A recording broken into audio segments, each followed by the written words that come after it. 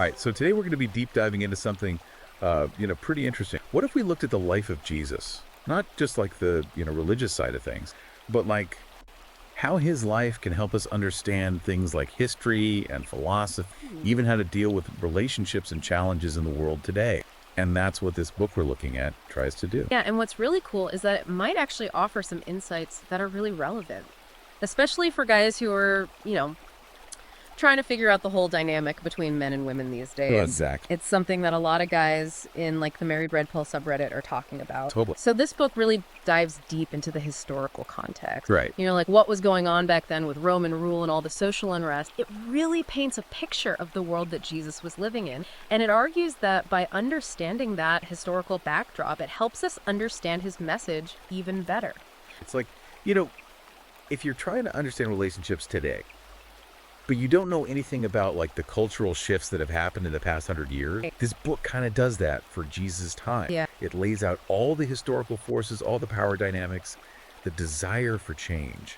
And then it shows how Jesus was operating within that system. Exactly. And what's fascinating is how the book uses this historical context to explore Jesus as like an archetypal hero. Oh, interesting. Like the kind of hero figures you see in myths and legends across different cultures. Okay, yeah, I get it. It even compares him to figures like Odin and Durga. Wow. To show how these hero narratives kind of pop up everywhere. That's where it gets really interesting to me.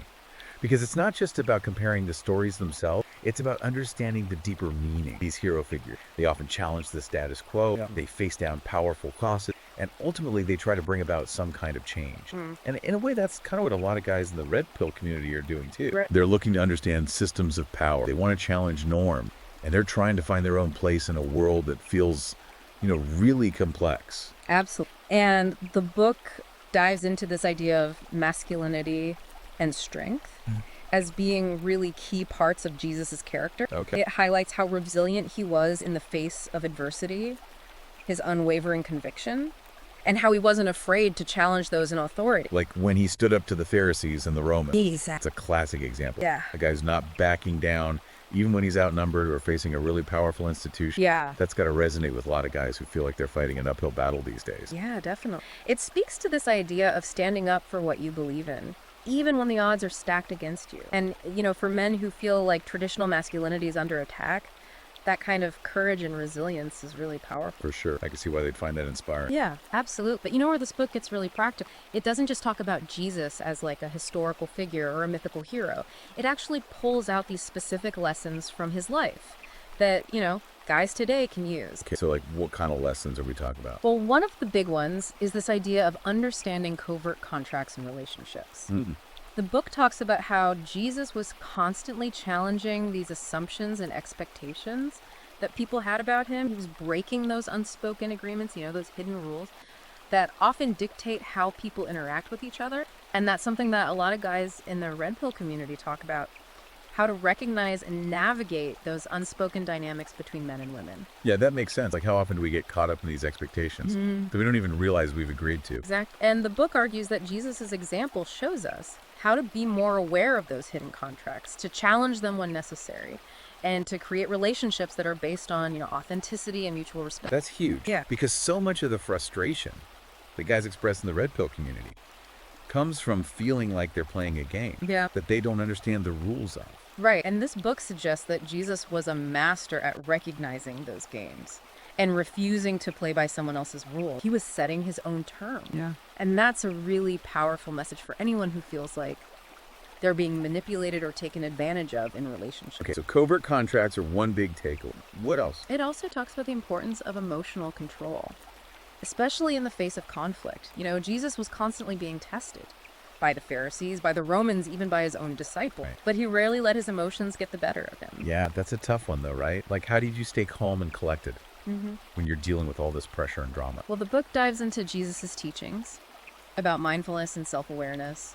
It talks about how he was constantly checking in with himself, recognizing his own emotions, and choosing how to respond, rather than just reacting impulsively. So it's not about suppressing your emotions, it's about being in control of them. Exact. And the book argues that this kind of emotional mastery is essential for anyone who wants to navigate the complexities of relationships and achieve their goals. Because when you let your emotions run wild, You're not in control of your own destiny. Man, that's deep. Yeah. You know, it's so true. Think about all the times we've said or done something in the heat of the moment that we later regretted. Absolutely. And this book suggests that Jesus' example shows us a way to break free from those reactive patterns Yeah. and become more intentional in our words and actions. Okay, so covert contracts emotional control. Yep. What other practical lessons does the book offer? Well, it also talks about the importance of understanding systems of power. Remember Jesus was living under Roman rule, a system that was often oppressive and unjust. But he was able to navigate that system, challenge it strategically,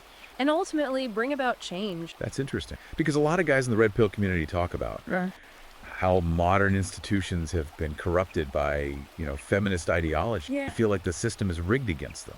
Right. And the book suggests that Jesus' example can offer some guidance for how to deal with those feelings of powerlessness. It's not about blindly accepting the status quo. It's about understanding how systems operate, identifying points of leverage, and working strategically to create change. So it's about being smart, not just about being angry. Exactly. And the book argues that this kind of strategic thinking is essential for anyone who wants to make a real difference in the world. Because if you don't understand how the game is played, you're never going to win. All right, so we've got covert contracts, emotional control, and understanding systems of power.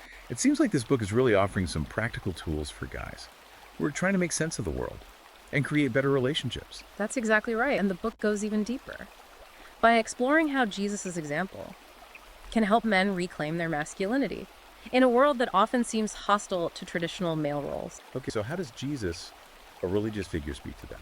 Well, the book argues that Jesus embodied a kind of masculinity that was both strong and compassionate. He wasn't afraid to stand up for what he believed in, to challenge authority, and to fight for justice. But he also showed immense empathy, forgiveness, and a willingness to serve others. So it's not about being aggressive or domineering. It's about being a protector, a leader, and a source of strength for those around you. Precisely. And the book argues that this kind of masculinity is more relevant than ever in today's world, where men are often told they need to suppress their natural instincts and conform to a more feminized ideal. You know what? That really resonates with me.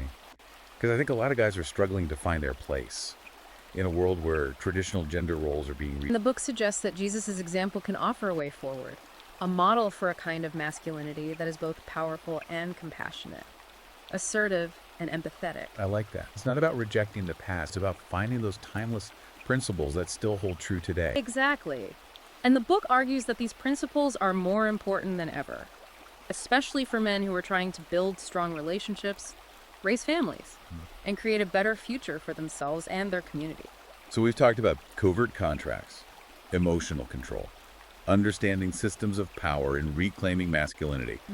Is there anything else this book covers that might be relevant to the guys on the Married Red Pill subreddit? Well, the book also addresses this idea of the suppression of Jesus' legacy in the modern world, which is a topic that resonates with a lot of guys who feel like traditional values are under attack. Yeah, that's definitely a common theme in the Red Pill community. This feeling that Christianity and Western civilization in general is being undermined by forces that are hostile to traditional ways of life. Right.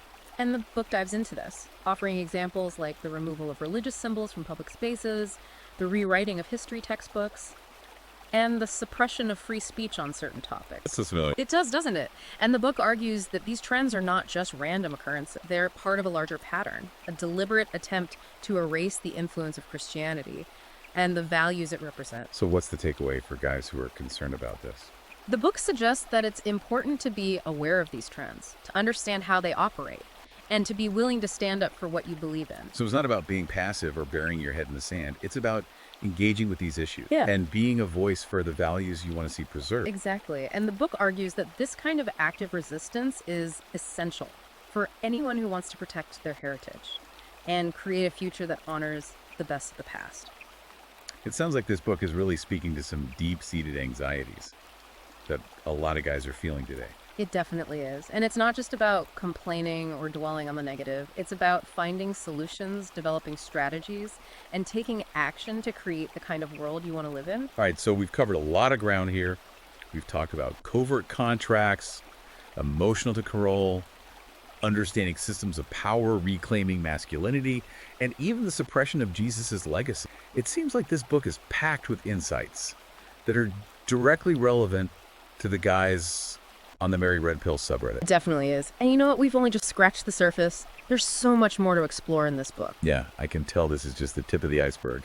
So for those guys who are ready to like really take that next step, to really delve into these ideas and see how they can actually apply them to their own lives, I highly recommend checking out this book. Yeah, totally agree. And the best part is, it's not like some, dense academic book that's going to put you to sleep. Right. It's actually written in a really engaging and accessible way. Yeah, it's like the author really gets it. He understands the challenges that men are facing today, and he's offering these practical solutions that are rooted in, this timeless wisdom. And it's not just theory either.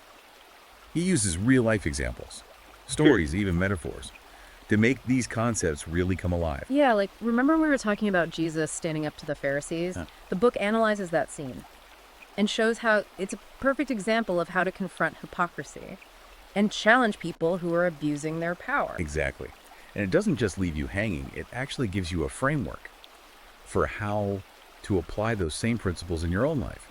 Whether you're dealing with like a difficult boss or a manipulative partner, or even just like a general sense that things aren't right. Yeah, it's like having a playbook for navigating those tricky situations that guys often find themselves in. It's about reclaiming your agency, setting boundaries, and building relationships that are based on mutual respect. I like that. It's not about being a jerk or trying to dominate anyone. It's about having the confidence and the tools to create healthy dynamics in all areas of your life. Exactly. And the book even gets into like the spiritual side of things a little bit, which I know might not be for everyone, but it's presented in a way that's really thought-provoking, even for guys who aren't particularly religious. Yeah, it's not about pushing a specific dogma or anything. It's more about exploring these universal truths that have resonated with people for centuries, regardless of their faith background. Right, like the ideas of sacrifice and redemption, the power of belief. These are concepts that show up in myths and stories across culture.